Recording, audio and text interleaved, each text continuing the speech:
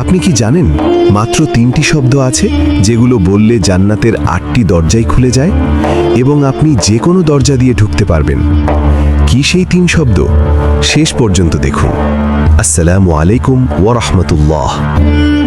জান্নাতের 8টি দরজা আছে, প্রতিটি দরজা বিশেষ আমলের জন্য, কিন্তু একটি কালিমা আছে যা বললে 8টি দরজাই খুলে যাবে।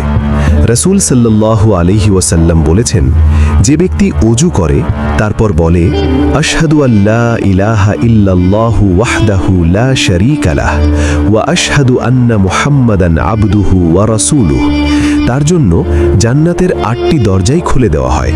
সে যে কোনো দরজা দিয়ে ঢুকতে পারবে। দেখুন, ওযুর পর এই দোয়া পড়লে 8টি দরজাই খোলা, মানে নামাজীদের দরজা, রোজাদারদের দরজা, সাদাকাকারীদের দরজা, জিহাদকারীদের দরজা, সবগুলো। আপনি যেটা দিয়ে চান সেটা দিয়ে ঢুকবেন।